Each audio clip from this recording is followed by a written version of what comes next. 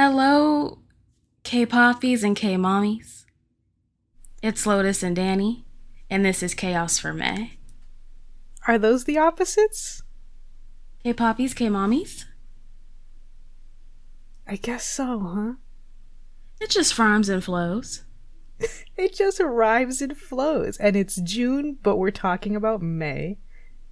Yeah, so there's no need for gender equality or nuance in May. Once we get to June, then we'll think of some less gender essentialist We opposites. absolutely will. Okay, got you. We can't always be perfect. And by we, I mean me, and by perfect, I mean pre-plan these fandom names like I said I would.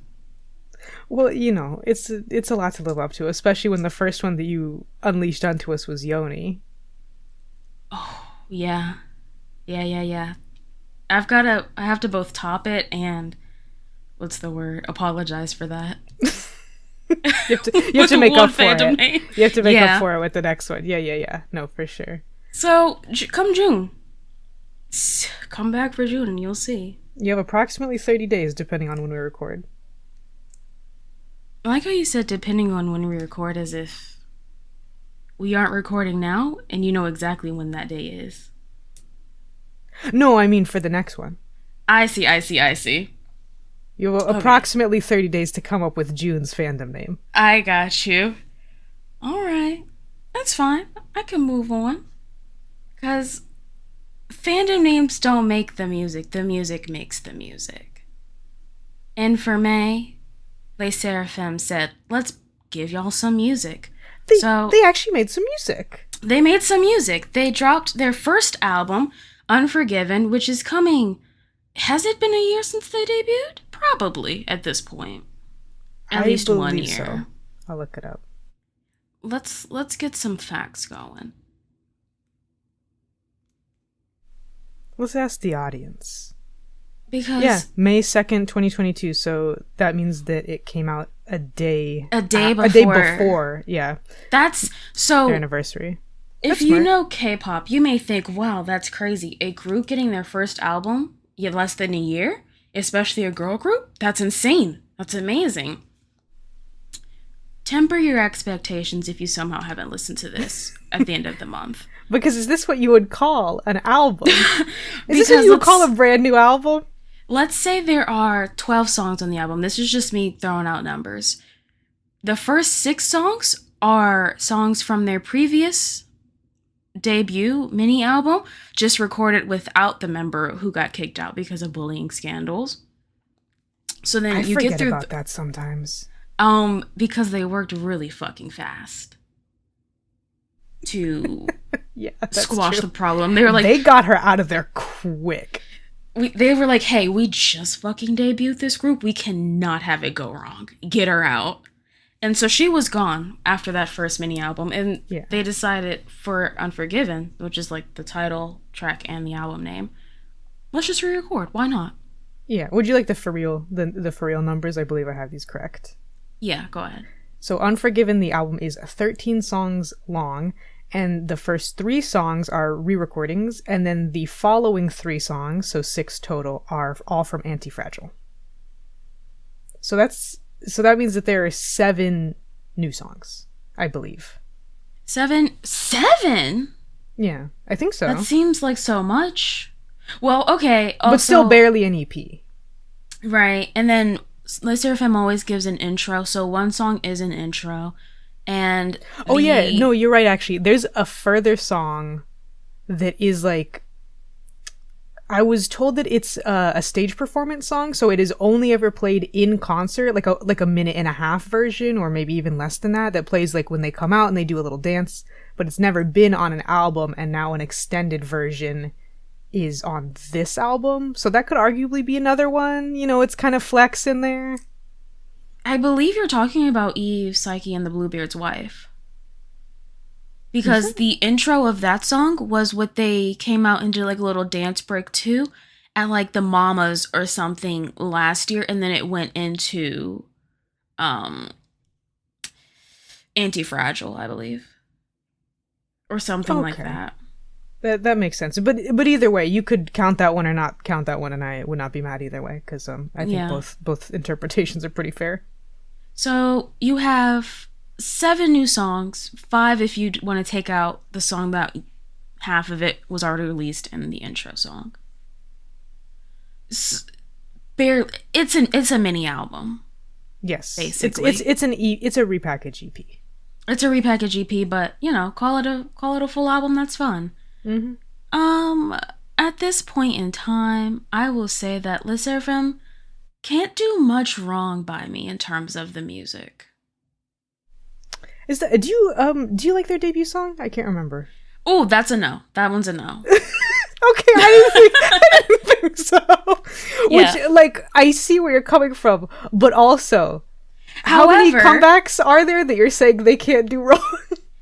They had Fearless. I like all the B-sides on their debut, though.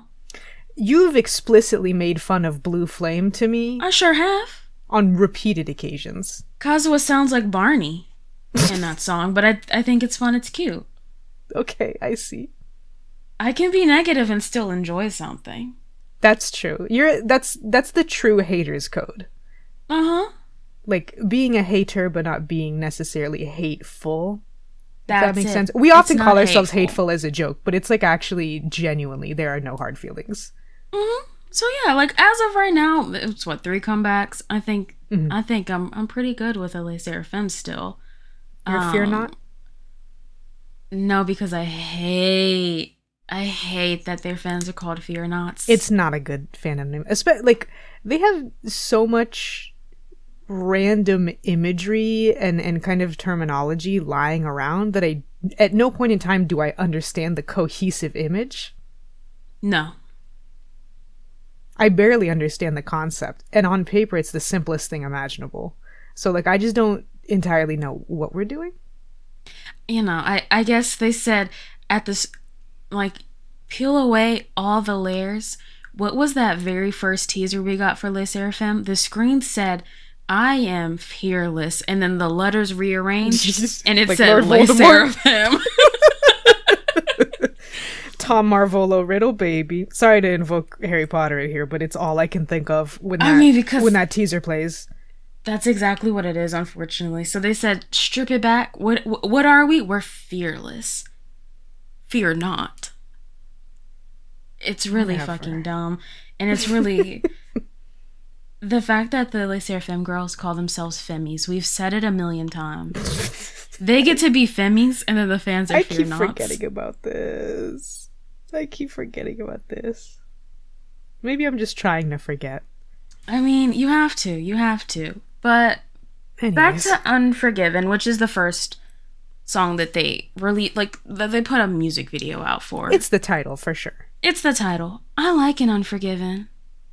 I like Unforgiven as well. I was kind of nervous, honestly, in the lead up to this, because the teasers wasn't living for, and then being like featuring Nile Rodgers felt very much like, when somebody gets a DJ or a feature that's supposed to kind of carry the whole thing with their name. I was like, oh, Nile Rodgers always does great work, but just something about this is making me very nervous.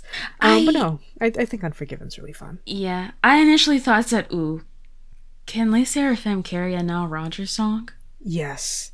That was my initial concern.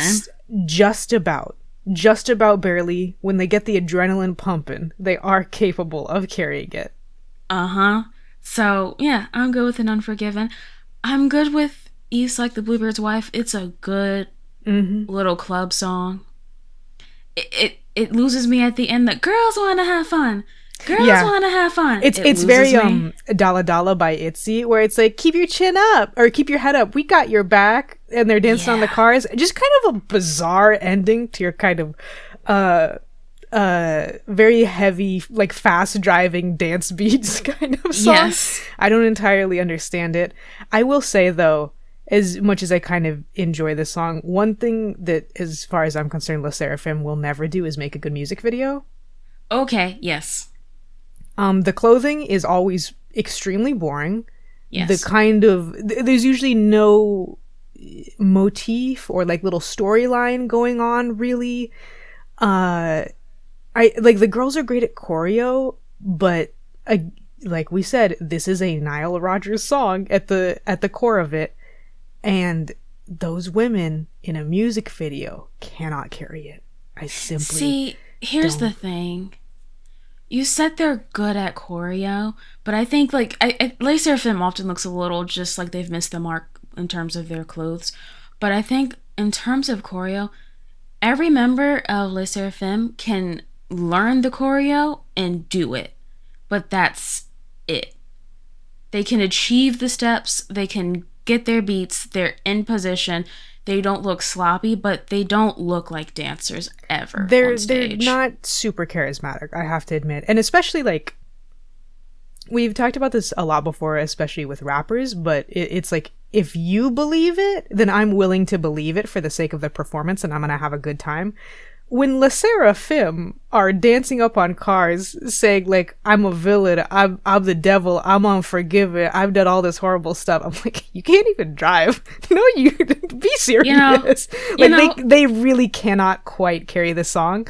And then yeah, so that's always kind of disappointing. The fashion consistently, completely and totally disappointing. Non-starter at this point. I think you know that's an important component of a group for me. It sure is. So that's why we may be kind of on opposite ends of the Les SSERAFIM fandom spectrum. I'm not fully a hater, but I'm like, they don't really do anything for me, but produce some songs that I enjoy. Yeah, see, I am very much a non-music video watcher, unless it's a very specific music video that just really works for me. So I know that Les SSERAFIM's styling is bad, but usually I can just skip over it because listen to the album, it's fine. Is it? No, it's not Unforgiven. It's the Eve, Psyche, and the Bluebeard's Wife, specifically. Mm-hmm. That they look so bad. Eugen is wearing a bedazzled blazer with 80s shoulder pads, a yeah, Eddie Bauer type hat, dance shorts, tights, and some platform Converse. Yeah, I mean, you know, I listened to the Unforgiven album when it first came out, and I was like, oh, this song is so great. Like, you guys, I'm popping my pussy, I'm living my life, etc. I can't wait for like dancers to have covers of this, whatever. And then we got a music video, which I did not know was happening. And it's really disappointing. It's the choreo is also pretty disappointing. I think yes. For this level of song, it's like this is very obviously like a ballroom dance hall inspired song. So to then do choreo that has at best, if at my most generous, approximately 8% whacking influence is really just like disappointing. There's no other word for it. Because like you said, we know that they're capable of doing the steps, even if they're not the most charismatic group with the most stage presence in the world. I would still like to see them do it, you know? Yeah, and it's not as if like whacking is new to K-pop, because groups that's with been like less the budget yeah. than Les SSERAFIM have been really bringing it out in the choreography. Not well, but they've been doing it. Not well, but there's been whacking influence for probably like a decade at this point, at least to some extent.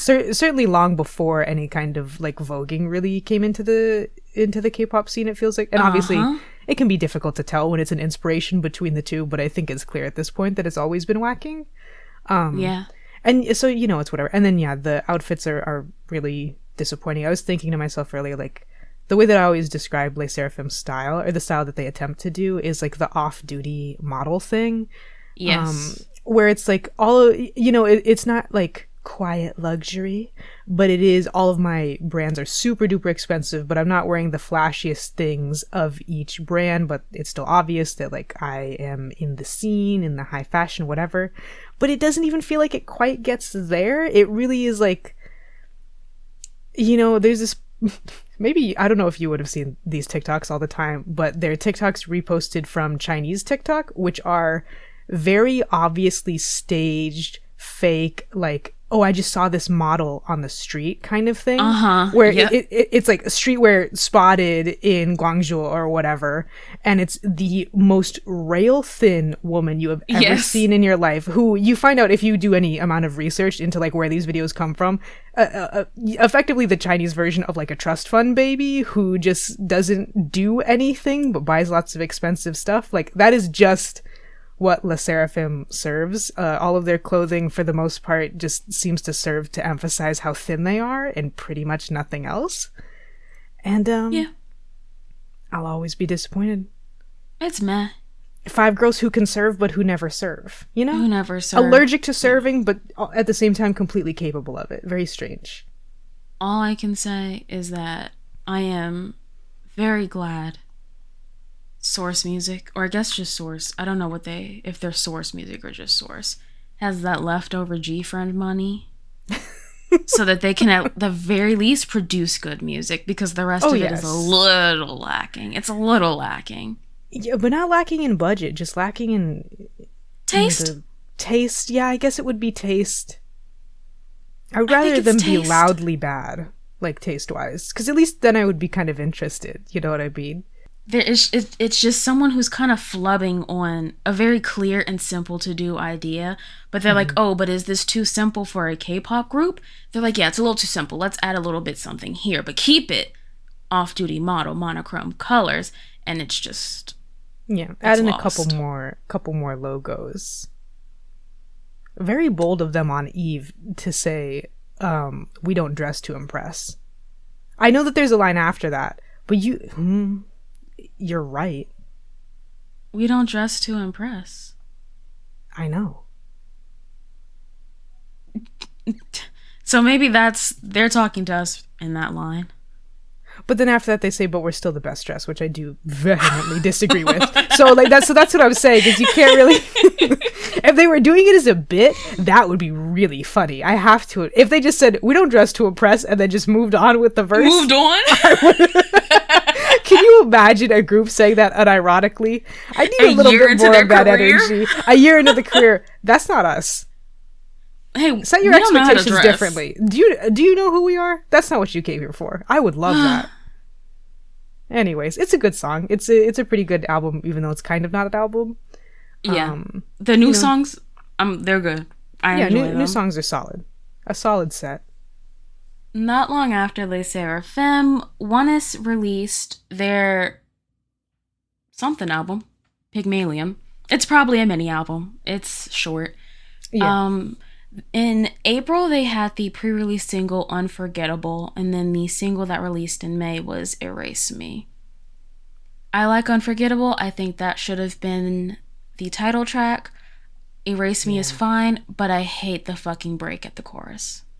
I hate Erase Me for exactly that reason, where like listening to it, because I didn't love, and I still don't love Unforgettable, but I was like, oh, this is nice, and this makes sense if you are gonna do, the double title release where you have a pre-release and then your actual single. It does make sense to have the more kind of low-key one be the pre-release, so I was intrigued, I was interested. Listening to Erase Me, the startup, the starting, I don't know, maybe 45 seconds, I was kind of living, and I was like, okay, I see where this is going. I see the build up to the chorus. And then it's like a 2014 era DJ Snake drop. Yes. And it's just so bizarre. It's just yeah, I don't get it at all.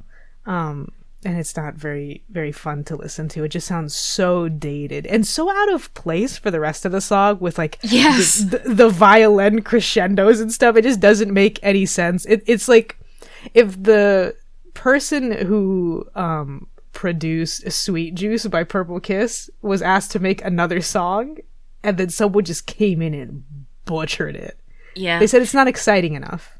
I think the reason is because seeing Oneus in concert kind of solidified this thought that I believe Oneus is supposed to be a performing group. And they're pretty charismatic on stage, sure. But like I think dance is supposed to be a very key component of their performances. And whoever produces their music was like, oh, clearly we need like a good bombastic beat to dance to because that's what Oneus does best. and then gave us.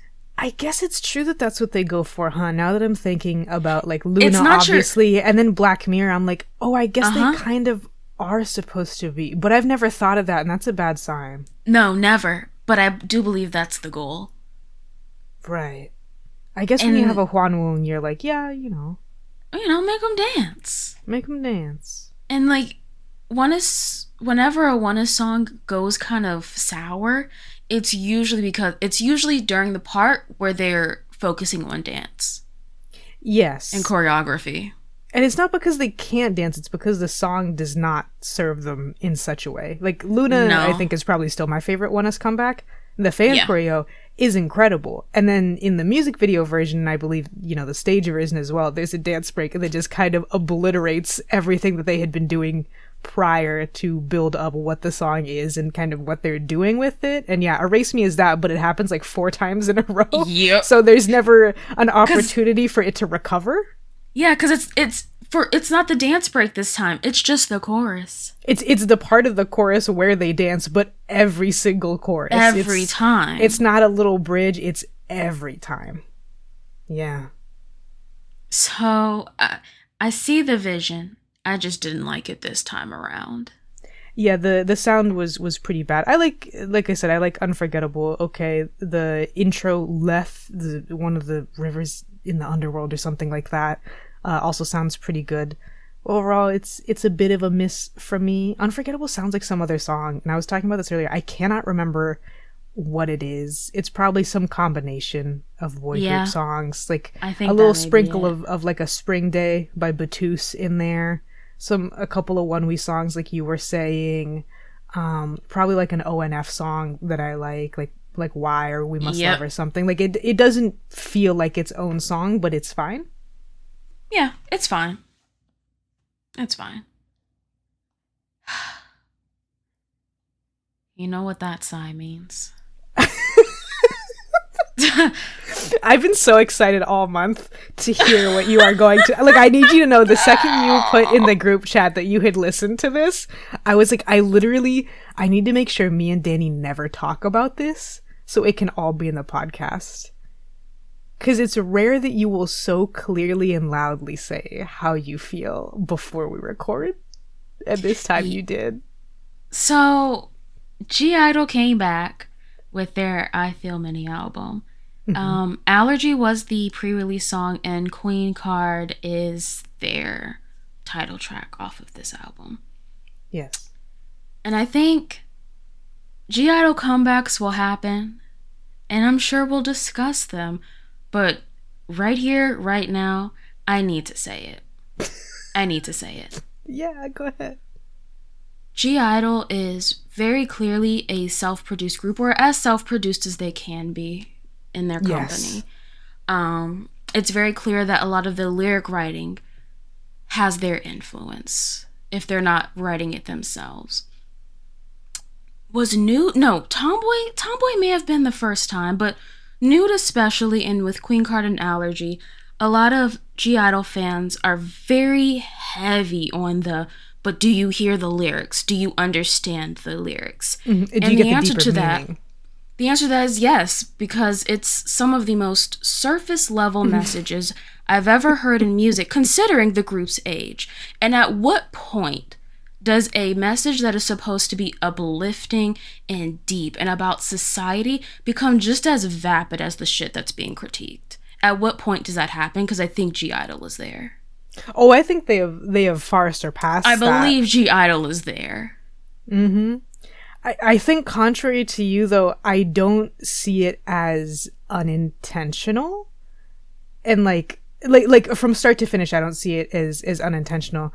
Because I'll be honest, watching Allergy and then Queen Card, I have forgotten that G-Idol is a third gen group, I believe, technically. Just barely made it in. Because this to me feels like they are fully 100% rebranding as if they are a much younger group. And I have to be honest, I think that it's the correct choice for them and who they are. You see it as they're rebranding as a younger group, whereas I see it as rebranding as like, oh, we're one of the older girl groups that's actively and like consistently promoting, so we need to have a message to guide the younger people. Okay, I can see that, but I think either way, it's very clear that they are saying our music is not all ages anymore. It is not for like necessarily an older, as old as K-pop gets, older fan base who wants like the serving, the cunty, the dancing, the beautiful, the witchy. It's for like tweens, right? Absolutely. And I think that is objectively the correct choice for Giddle to make at this point. I have to be completely honest. I am not as harsh on this mini or these two songs as you are by a lot. Oh yeah, no, I hate it. I hate it so much. I really hate it. But the thing is, these past few comebacks have been probably their most successful. Yes, by a lot. They have garnered the most fans, the most positive press. Like, it's working for them. Yes. I simply can't take it seriously. I can't take it seriously when... Why are we still getting lyrics about not being pretty and not understanding makeup and how to dress while on a full beat? It's so funny. I can see your full strip of lashes, mama. What are you talking about? And hey, we all know you don't have freckles. So where'd they come from? Where are those freckles sitting on top of that blush from? It's so bad. But it's like, I don't know.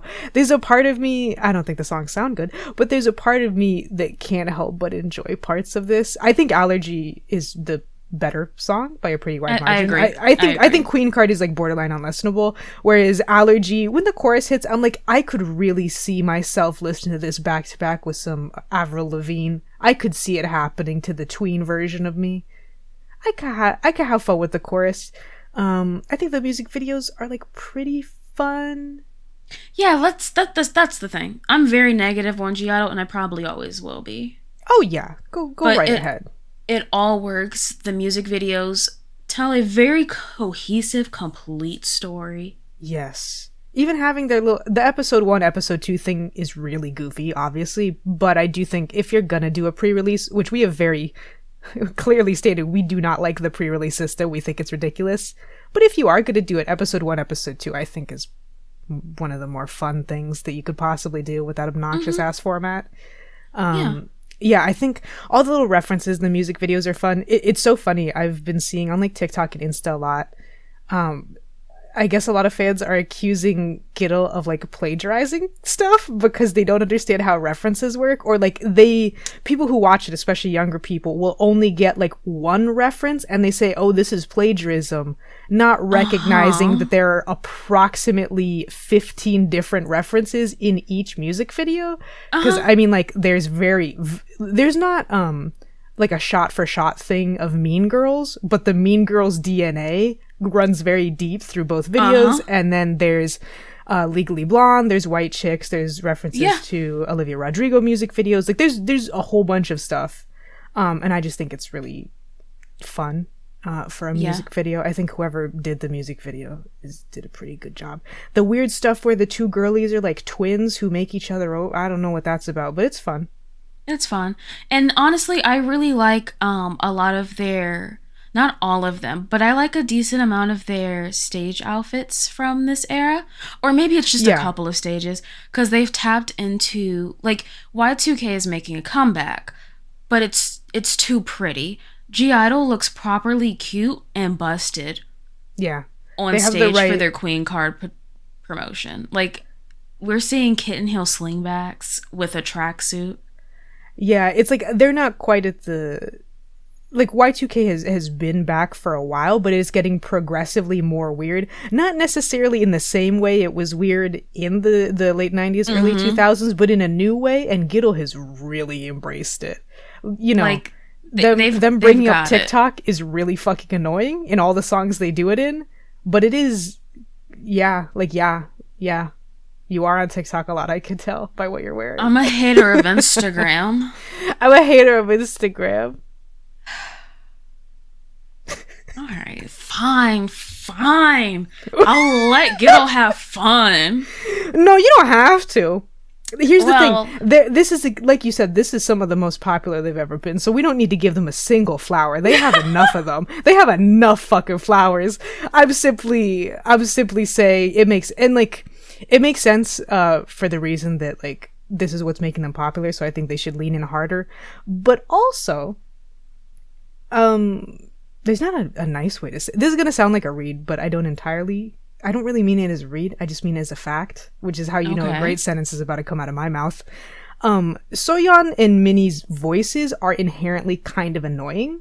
It's not a matter of like being trained to sing or talk differently. They just have kind of annoying voices. Oh, so, see, I think Yuki has the annoying voice where she's just like an octave deeper than everybody. That's not correct music terms, I promise. Right, go ahead.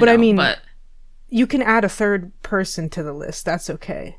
I'm like, it's not a subtractive statement to say Yuki's the annoying one. All three of them can be annoying. So like, to me, I just don't think that they would see the kind of success trying to go for a more straightforward kind of song. And I think the space that they occupy in K-pop realistically has to be like the kind of off-color, off-beat, semi-punky, for modern standards, K-pop standards, kind of punky, whatever they got going on. Yeah. Congrats to the girls. Give it up for the girls. Give it up to the girls. They're doing great. And frankly, the only reason I say let me let G-Idol have their fun is because this next song, which I love dearly, I feel like I could get judged for. Back to back? Yeah, back to back would be really interesting. So, Enhypen came out with Bite Me off of their Dark Blood mini album. Enhypen, they're back to being vampires. We discussed, finally, we discussed their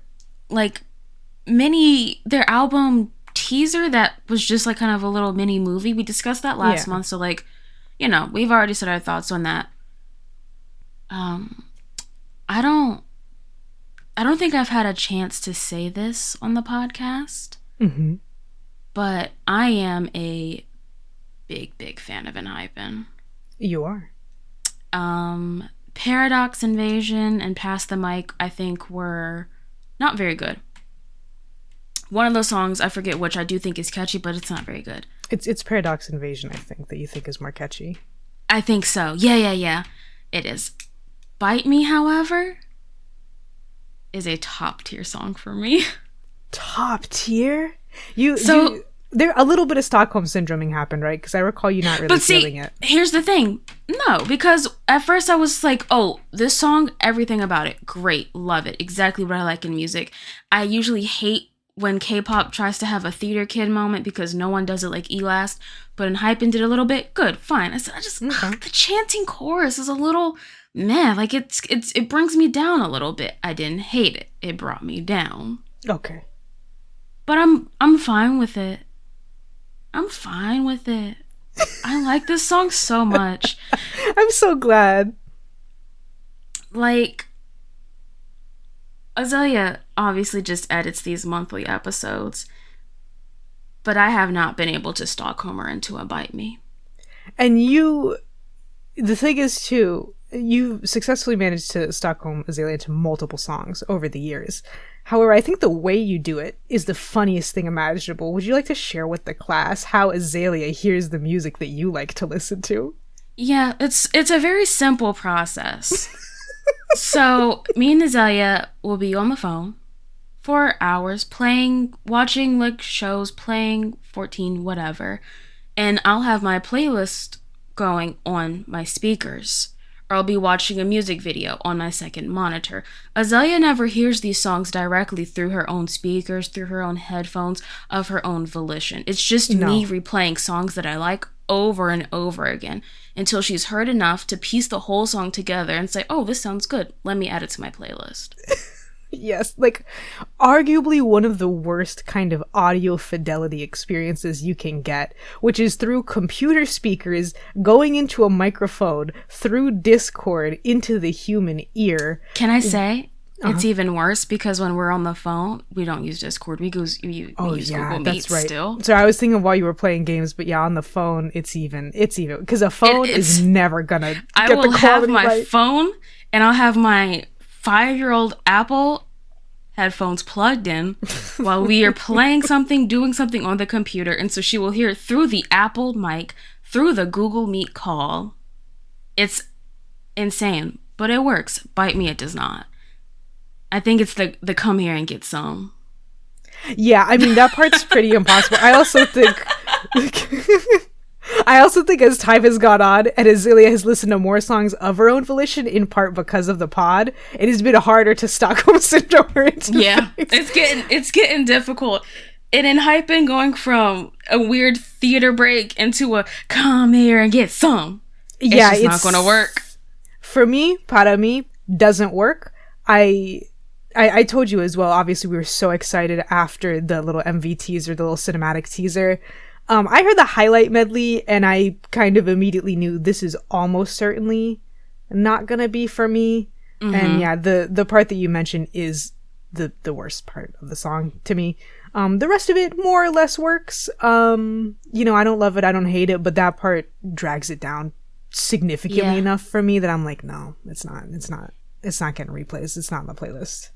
That's fair. The highlight medley had me very excited, and like the chanting part is like, let's say that's like a 7 out of 10, whereas I feel the song as a whole is a 9 out of 10, so it's okay.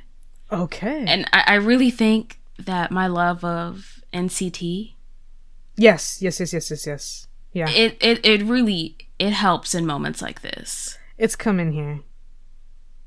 So simple, Bite Me, I'm loving it. It is on my playlist, along with a few other B-sides, because it's a solid EP. Shockingly, I like Enhypen's music. I want to not like it because it feels like they make bad music, but then I look at my playlist, I'm like, no, because I have most of their songs here. You do. Very interesting Enhypen. A strange case. I'm waiting for the hyphens to come back, personally. I know that probably nobody else cares about that, but if it wasn't their name, I wouldn't care. It was important, though, because they had no place in the previous titles, but they made it work. Right. They had no place, they did it anyways, and it is literally their name. Their thing is that they're vampires, but it has nothing to do with the hyphens. So I need the hyphens to come back. I would really like that. Vampirism is back. Let's get to step 2, where the hyphens come back. Let's bring the hyphens back. Also, I think this music video is nice. It's pretty nice. The music video is nice, yeah. I think the CGI coffins really did it for me right in the beginning. I will say, one thing that bothers me about the video is that there's multiple shots, like repeated even, where they're standing in a circle and then the camera is in the center looking up, and they are never centered properly. There's not a single shot where they're supposed to be in a circle where they're actually in a circle, and it kind of drives me up the wall because they're good at choreo, so you think someone would get in there and block them in correctly, but no. The outfits hit or miss for me as well, I have to say. The outfits are a little hit or miss. For the most part, I like them. I think it's better than previous ones. I think these albums are pretty good. There's 3 versions as per usual with Enhypen. I think 2 out of the 3 I liked, and 1 was really good. Yeah, but again, it's Vampire Enhypen, so all around I'm going to be generally pretty positive towards it. Yeah, I think the styling is just very, the like pearl encrusted, extremely Balmain inspired jackets or sweaters. There's also some that don't break in the middle, are definitely the highlight, the standout. But at the same time, kind of the downfall, because it feels like the entire budget went into them. So the rest of their outfits, when they're in those tops, are basically nothing. Like, obviously they have to wear an undershirt because it's like tweed and pearls and like quilting and all this stuff that you can't wear on bare skin. And so they're always just wearing like kind of bland, just like rib knit sweaters or something. And then all of them are wearing these like hideous pleather pants. It doesn't do it for me. I just needed something to be carried all the way through, or like the outfits needed to be the kind beneath them needed to be the kind of like black cloth that just absorbs light, and they were neither of those things. Love the jackets. The rest can be whatever. The kind of like I'm just gonna call them their cult clothes, like the white dress shirts that are asymmetric and cut in interesting ways. Those are really fun. Real simple little side look on there that I enjoy. But like the castle they shoot in, it's beautiful. Music video looks overall pretty good. Pretty good, pretty solid. 7 out of 10 music video. Maybe a 7.5. Yeah. I think that high marks for Enhypen. Yeah. We take those.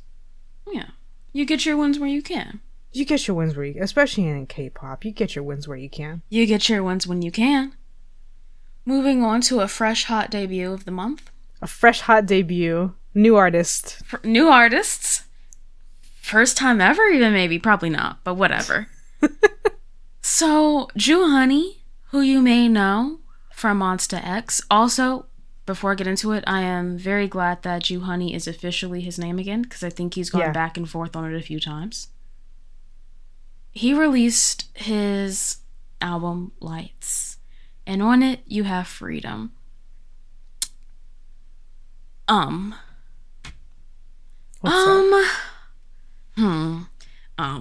So, this sounds like EA game music, like menu music from an EA game.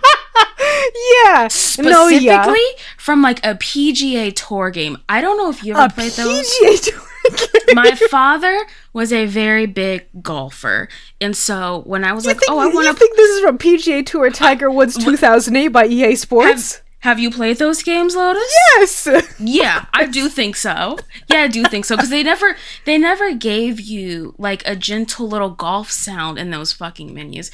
It was always high energy, high pop, very distinctly generic, copyright-free rap.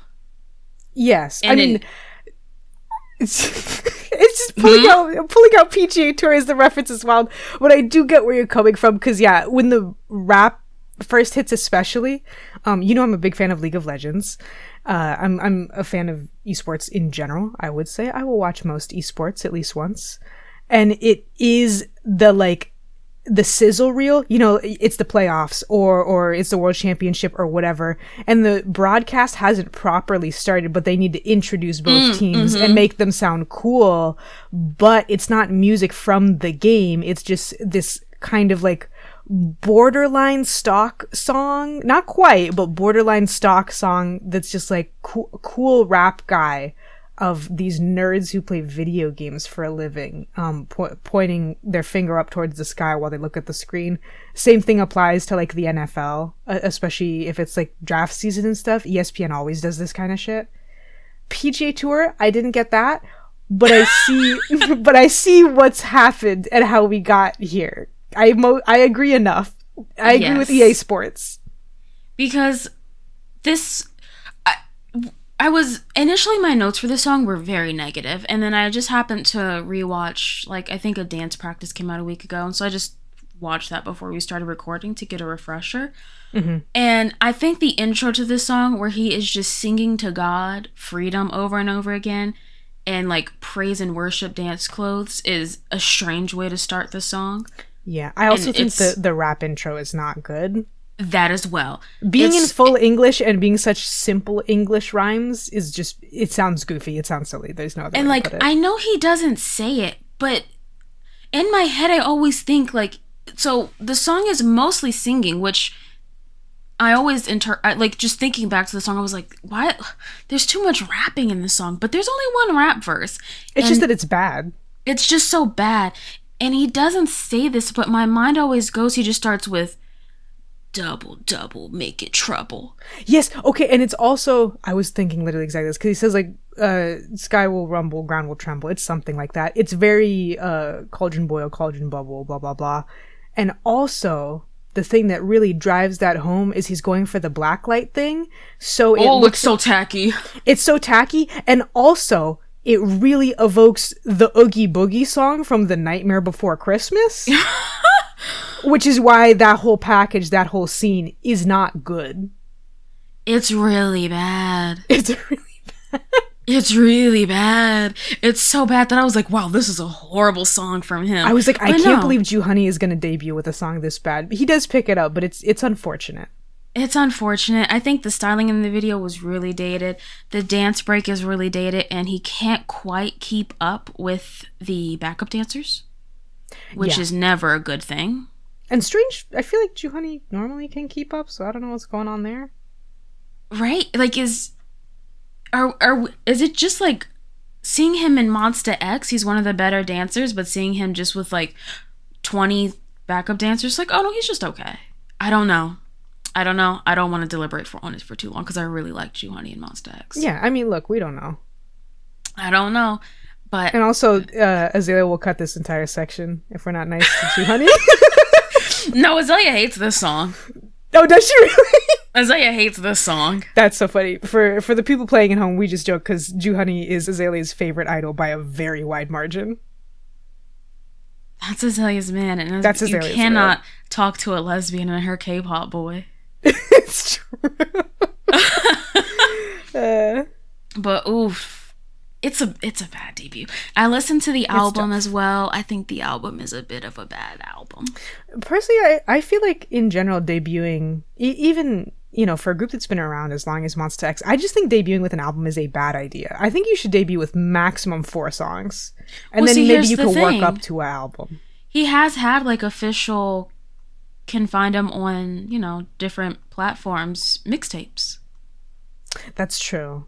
But like, they that's just, I guess, different. aren't acknowledging it in the canon, and this is his debut. Yeah, a mixtape is supposed to be like a less kind of professional deal, so I get it. But I think that either way, you got to make your debut either a single or the miniest of minis. 3 songs, let one of them be an intro. An intro or an instrumental, something like that. Yeah.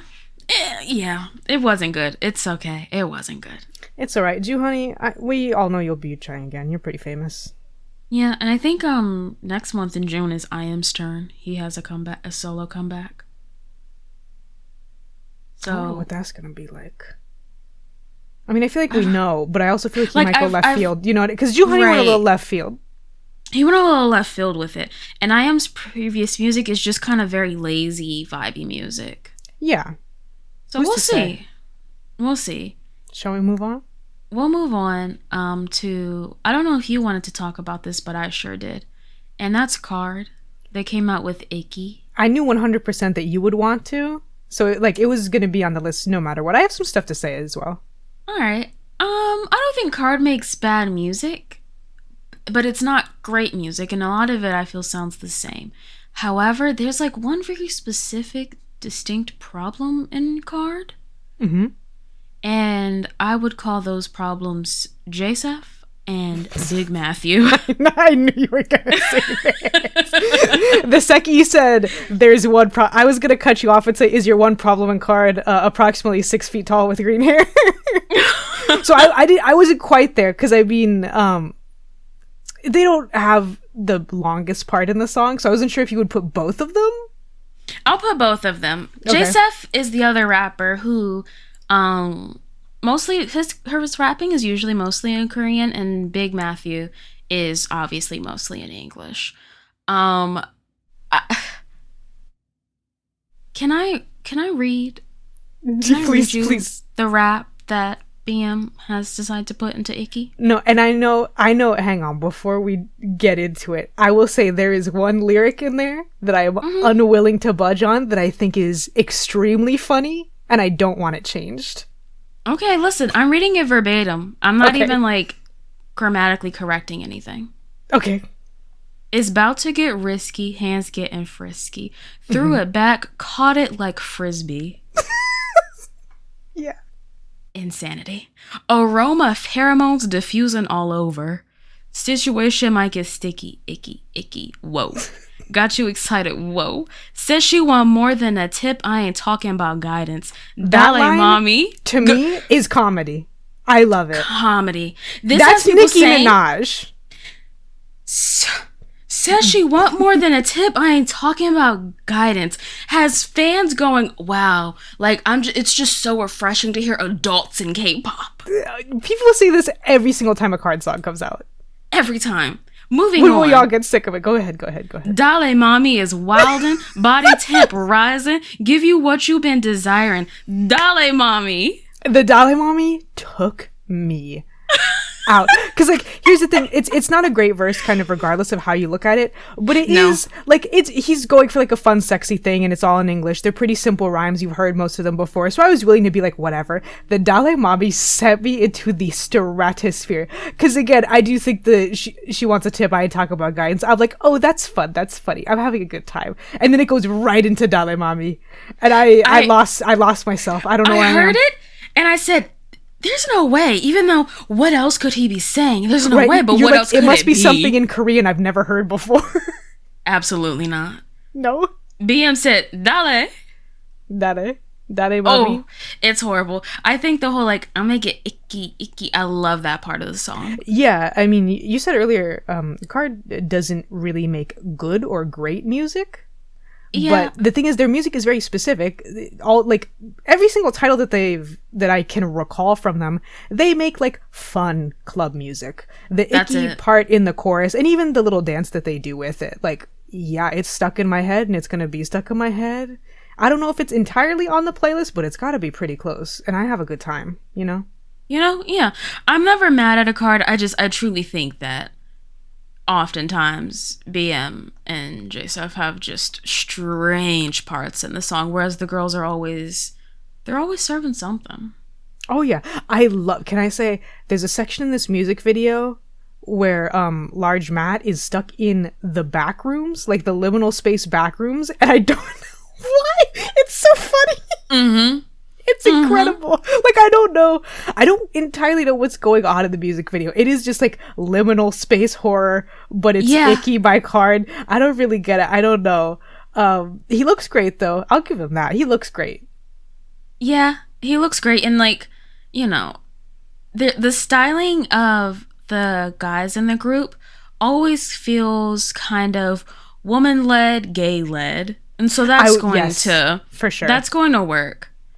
BM looks like an early 2000s gay boy at the club in this video. Yes, he that one photo shoot that Robert Pattinson did in the lead up to the Batman, where he's like dyeing his own hair in the bathroom, and he looks as he's his best friend. They're best friends. They're going to the club later. I hate it because I hate BM, but it's a good look. Yeah. It's a good look. Card does the whole co-ed group thing very well. They do. I think it's pretty fun. It's fun. But that's all you can ask for.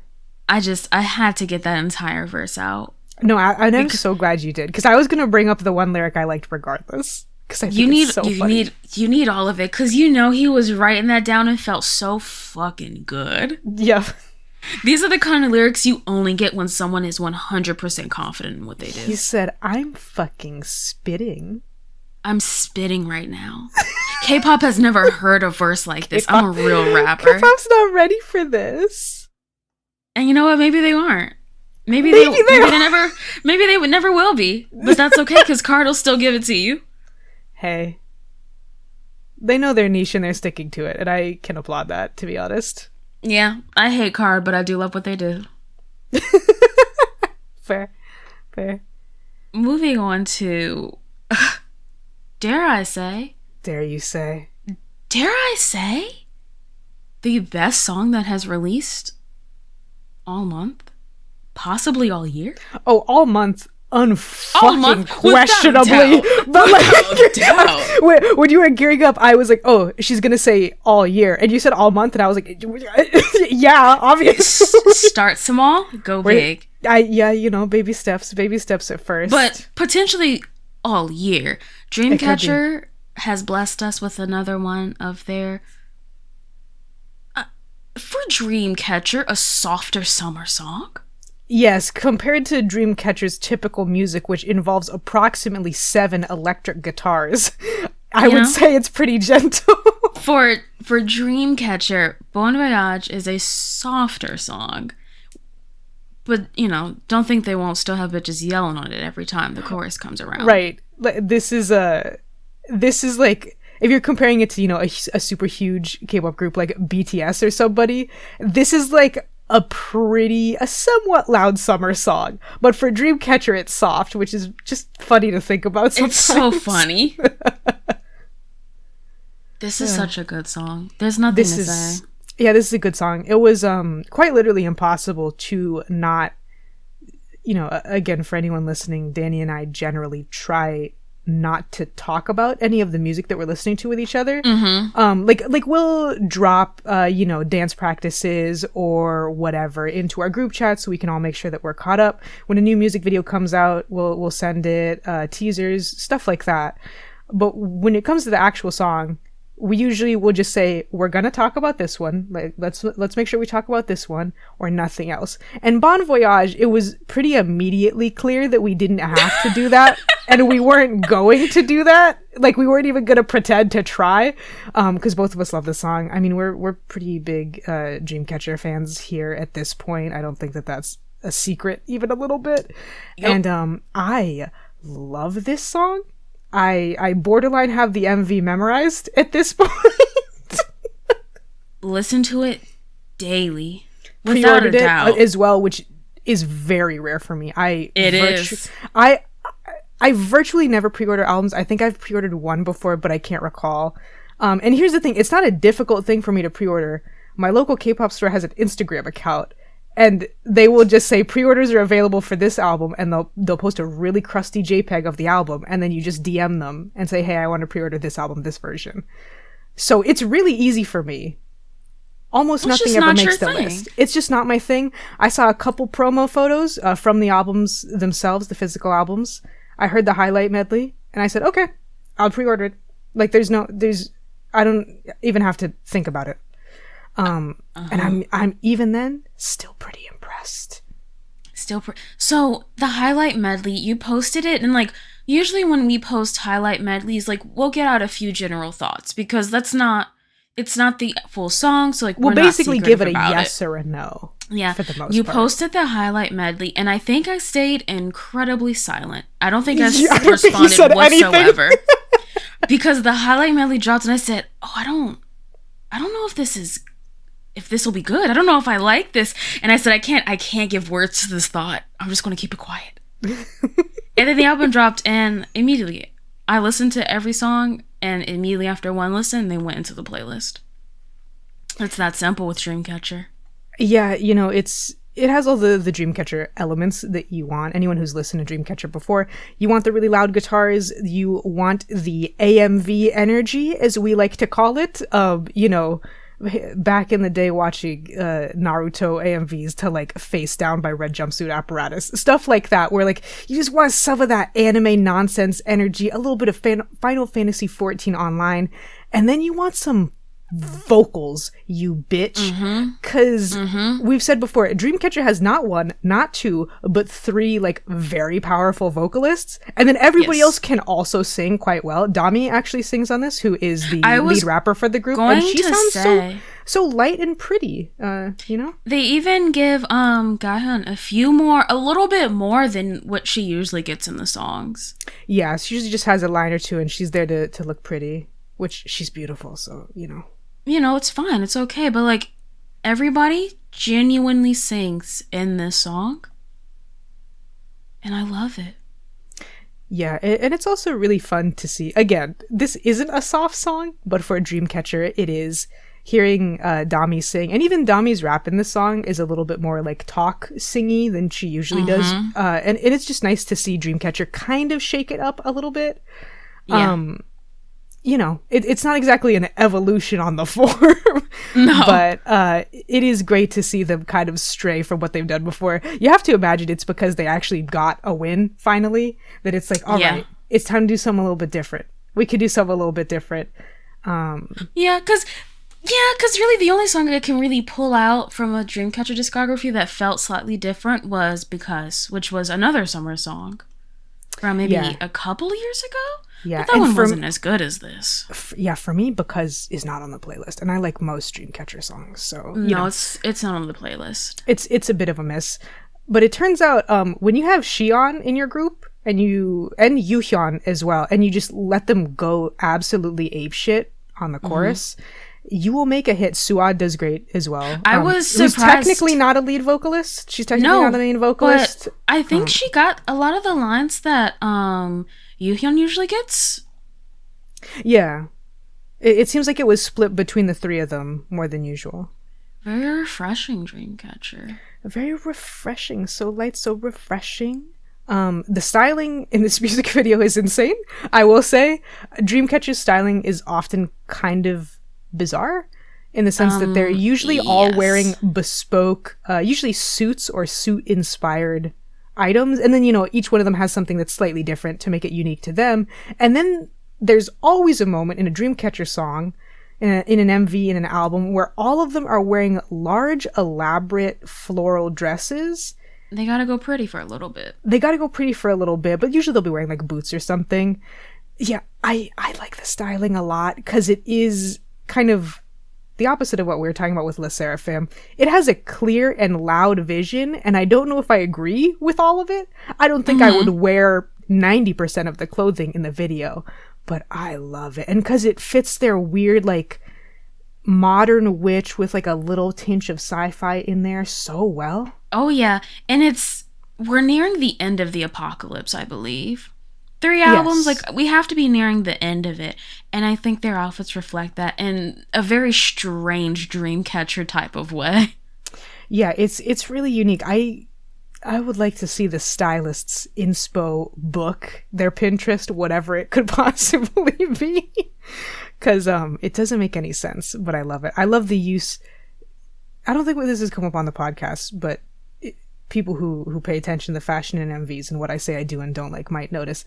I love some heavily distressed knit material, and they got me together in this one. Shion especially is wearing like dress length, fully ripped knit item. There's all this distressed denim, a little bit of, I don't think it's actually diesel, but definitely a diesel moment with all the distressed denim. It's fun. It's a good time. Again, the apocalypse, we've been in it for a while. Also, the B-sides are pretty great. Yeah, I like them all. I think I do too. I just don't think there'll be too many issues with the Dreamcatcher comeback. Hey, we'll see. And the thing is, too, at this point, at this rate, if they do release a total flop, I'm going to Stockholm my syndrome. I'm gonna Stockholm syndrome myself. My syndrome so bad. Girl, you're not ready for how bad I'm gonna Stockholm my syndrome, okay? But they've earned a Stockholm syndrome out of me, which I don't do for anyone because it makes me want to pass away. And there you have it. Do you have a favorite B-side? Just real quick while we've been talking about this.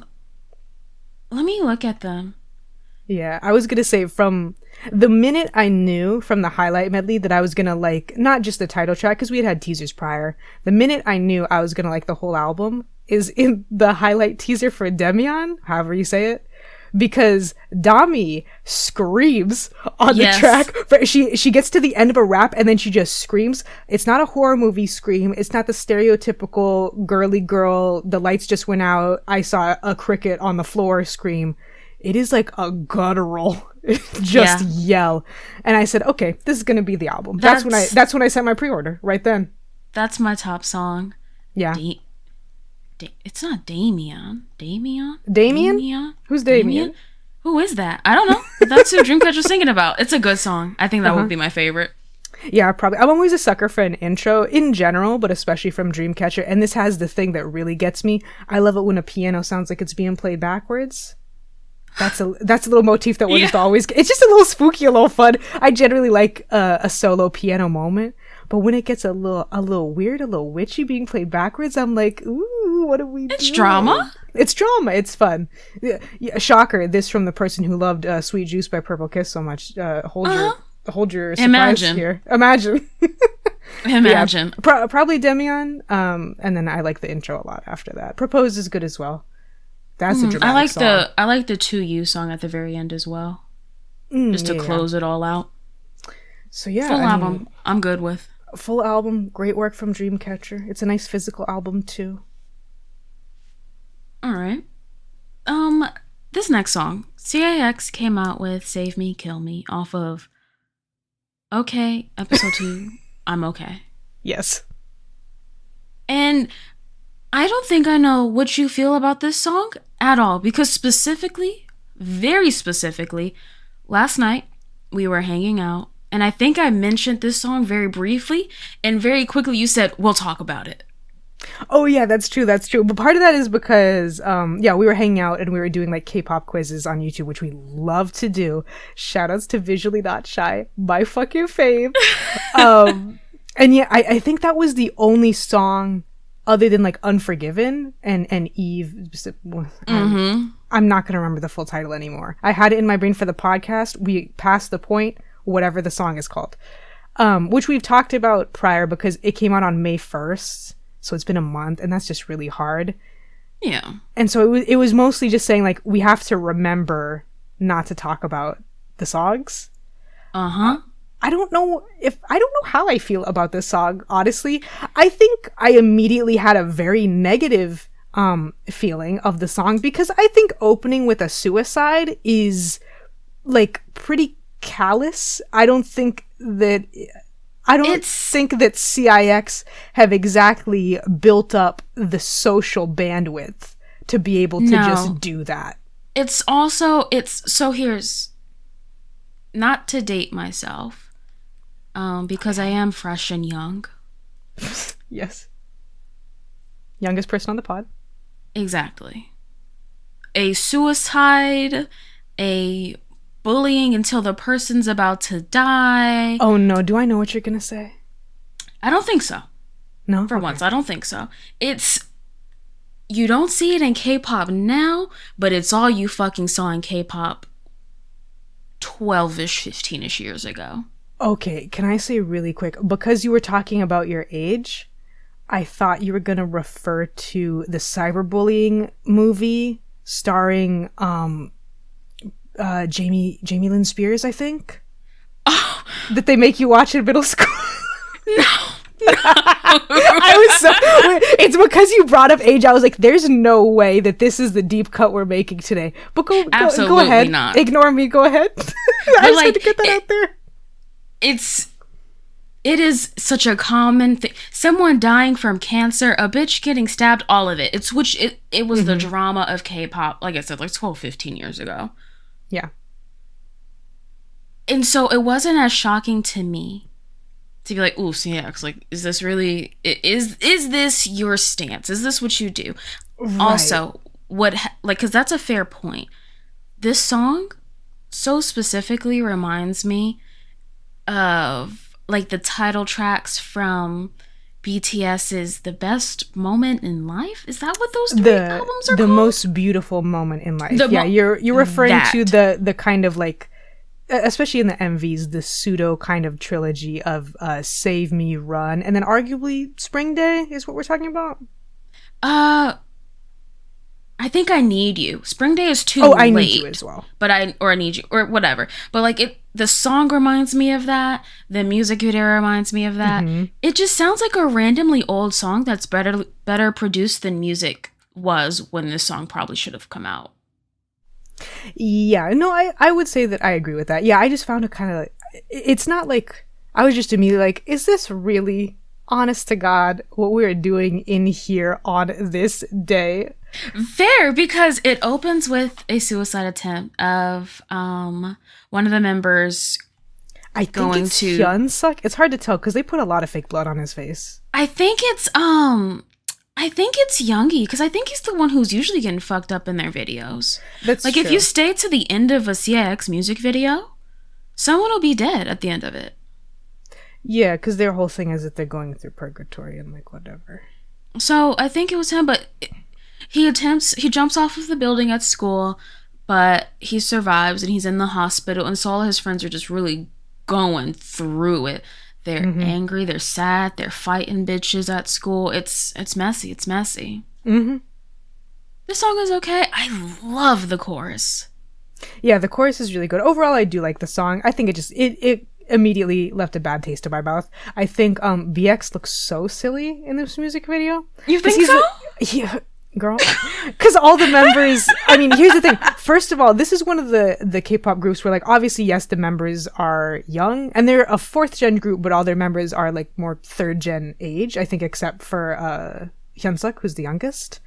But they're supposed to be... Every member is younger than you, I believe. That's not true. BX is older than me. Oh, okay, by a year. You're right. Yeah. But all of them are born in, like, 2001. So yeah, it's like... they old faces, long bodies, but young ages. Right, but they're not like baby is what I'm saying, compared to 4th gen. So they're like, they could have debuted in either 3rd or 4th gen, right? And so them being in the high school outfits, especially because as a group, they have like a slightly more adult slant than any other 4th gen boy group for the most part. It's so silly looking, especially when they're all in their little school outfits, and then you have BX in his emo charcoal designer hoodie. Like a fucking 21-year-old who made friends with freshmen and is still hanging out with them now that he's graduated. Yes, and it's extra funny because he's the oldest by like a couple of years. Can I say, one of my favorite K-pop fights between fandoms that never went anywhere is when people from the album where what's it called, where CIX had like their sailor outfits in one of the concepts. Wave. I was like, it has to be. That's but the I wasn't previous sure. OK thing. It's called like OK Be okay. Yeah. So they had their sailor outfits, and the NCT Dream fandom was very upset, saying y'all are copying them, but also aren't y'all too fucking old to be doing this? Which I love, because the groups are the exact same ages. CIX just so age, and also old. Every single group, especially every single boy group in history, has had a comeback where they do a stage performance in sailor outfits. Real quick side note, asterisk, Dreamcatcher's sailor outfits for Bon Voyage are the cutest sailor inspired outfits that have ever graced the stage of a K-pop thing. Yeah, because girl groups do it so fucking weird. So fucking weird, but I'm saying I'm including boy outfits, because not only do they make them look like little boys in a very gross way, but also they're usually just ugly. So you know. Yeah. Shout out to Dreamcatcher, but back to CIX. It's their moment right now. But yeah, that was another side note. I loved when the NCT Dream fans called CIX too old to have a sailor concept, just because of how oddly old the members all look. And from debut, they look old. Yeah. But I like the song. I really like a lot of their outfits on the stage performances. They're wearing, if not the same brand, a similar one to what ATEEZ wore in, I believe, Halazia. In Halazia? I know what you're talking about, yeah. Except CIX, it looks good, because they have, like, the shirts are real tight to the body, real slinky, and the pants continue that, which is always my complaint with ATEEZ. Why are you wearing parachute pants when you want to be slinky? It doesn't make sense. But CIX did that, and I love it. I think they look really good. Nice, yeah. I don't know what brand it is. It's difficult to tell. Like, I immediately think it's maybe Helliot ML, because that's a very popular brand, especially for this type of look, and especially for menswear. But I don't recognize individual pieces, so I can't tell. Mm-hmm. But this like deconstructed thing, I think, is really popular in men's fashion. It's also possible that it's custom made. Like when it was ATEEZ, I would have believed it was custom, because most of ATEEZ's stage outfits are custom. Mm-hmm. But seeing similar things on CX, I'm less sure. Maybe everybody has custom stuff going on made by their styling departments, but I have no idea. I'm sure it's common enough. Yeah. But our final song of the month is a song that, I've got to be honest, I did not listen to this song all the way through, and I don't think I will.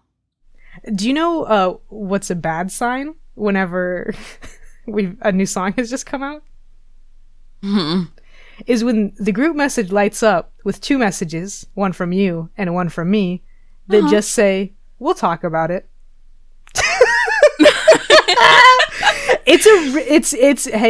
It's not a good sign. We try not to signal things to each other, but if one of us sees the other say, "We'll talk about it," 90% chance it's not good. And if both of us say it, it's over. It was let's say I sent the music video along with the message, "We'll talk about it." Immediately, the response from Lotus was, "We'll talk about it." Capital W, period at the end. Twice ruining their borderline spotless record with Japanese releases. So, on the last day of the month, Twice released Hare Hare. Their, according to Twitter, their 10th Japanese single. Oh, that's right, yeah. This is such a generic celebration type of song. Generic, and not even like to the level of FIFA music, which is my sort of litmus test on do I enjoy this generic song if it can be played at FIFA? Yes. If it's too bland for FIFA, no. Right. It's no Waka Waka. It's no Waka Waka. It's so nothing. And like, I know that this song, let me put on my stand cap for a second. Mm-hmm. I know that this song was recorded a while ago because in all of their promotions, Nyan has her mouth fully closed, and she kept her mouth fully closed when she got her teeth done. Yes. And her teeth were done maybe a couple months ago. Yes. So I know it was filmed or recorded a while ago. Promo for it was done a while ago because they're touring now, and like a genuine world tour, whereas they're hitting almost every continent. Mm-hmm. So, you know, why work too hard before a world tour? No. I get it. But oh my god. Yeah, I mean, it's they do their best to serve in this. The production is bad. Twice often has bad outfits, but these are really bad. The fucking gladiator sandal group scene in the stadium with like the extremely heavy, not even heavy, the opposite of heavy, extremely low saturation and the weird color grading. I hate it. How does that make any sense? I don't know. I don't even know what the stadium's supposed to be because the majority of the background has been edited out, so there's no buildings. So like I don't even know what the vibe is, really. The vibe is simply focus on us. We're dancing. From a camera that's that damn far away. Focus on us, we're dancing. They look bad. They look bad. They look pretty bad. The song is pretty bad. I don't understand any of it, and that's okay. Yeah, I don't understand. There's little mascots in this. Yeah, there's like a bunny, and I don't know what I've missed because I think I've missed something. For when Twice got mascots like that, actually, I think I may have because I feel like maybe they've had mascots in their Japanese trading cards. Perhaps. Okay, that makes sense. But isn't there only one? Or did I miss? There's more? like 2 or 3. Like there's not enough to make the full group. Okay. So I don't know. You know. And this is just a single too. It's just a single. It's just a quick Japanese song to pop out before that Japanese tour starts. Right. Like is this just fulfilling a contract? Like when you've been listening to a podcast for a while and suddenly there's something different about the energy and you realize it's because they had to do a certain amount of episodes and they don't want to do it anymore. This is giving that for me, part of me. Yeah, I would agree. There has to be something. Twice is so popular in Japan and has released so many Japanese singles. Like I think for other groups of their age, they have maybe double the amount of Japanese songs. I think so too. It's just, at least they're nearing there. So maybe it's just, you know, the idea well has run dry. The idea well has run dry, and we've got to get 9 girls who aren't always the strongest performers ready to perform for at least 8 months out of the year. Yeah, I mean it's a complete and total miss. It's a miss in every Twice has had bad sense. songs before, but they're usually pretty consistent. When especially as the last song of the month. Ugh. Oof. And I mean, like you said earlier, Twice has a near perfect Japanese discography. Yes. And so for them to have a Japanese release come the last day of the month, it's like, oh, this is something to wait for. It's number 10. That feels like a big deal, you know? What fools we were. What fools we were. Wow. I guess you can't always win. A low point to end on. May, a strange month. A strange month. I don't know. It's the start of summer. You would think that, like, something would happen. I think it's not the start of summer, though. I think late June is, technically, right? Oh, I guess you're right. May is not summer. May is end of spring. I barely know what the seasons are because of where I live, subtropical. As far as I'm concerned, summer starts in May and ends in October. No, because for a lot of other people in the world, namely me, an East Coast liver, May was still rocking 50-degree weather some days. Jesus, oh Lord. Yeah, for us, it's like winter very firmly ends maybe halfway through February, and then March and April are spring, and then it's immediately summer. Okay, so there's some differences there. June, I feel like June will have something, because am I crazy for thinking summer is usually when K-pop is at its strongest? You're not crazy for it, especially because I love a summer song, but K-pop's summer releases are really late, usually. Like, they're in, like, August. Like in August. Yeah. Yeah. We'll see what It's next a very month brings. thin month as well. I mean, we obviously only talk about the comebacks that we're interested in, but we talked about more than half of what came out. Everything else is just we didn't have super strong opinions on. And especially as far as major groups go, I mean, we did what, like 10? Yeah. So, better luck next month. From Us 9 is finally having their long-awaited comeback. Officially. Full album. Officially. Don't know who said March. I don't... Someone lied to her several times. I don't know who released that press release 3 months early. But From Us 9 is finally coming back. This isn't for us, but Halsey and Suga have a song coming for Diablo. Oh gosh, that's right. I don't know who that's for, but that's coming. So June will at least have something. I feel like things we'll have strong feelings about. Yeah. And that's it. And that's it. A strange month. A bizarre month. Bizarre world month. Bizarre month, but we did it. And this year in K-pop has not been as bad as last year. And that's all I ask for. Yeah, not as bad as last year. Wow, we're coming in at under an hour and a half. That's incredible for us. We should probably do the outro though, huh? Yeah, we'll do the outro. I've got a real casual hosting style. You do, but that was fully. I thought that you were saying the podcast was over. Because I was. We didn't say bye. I forget.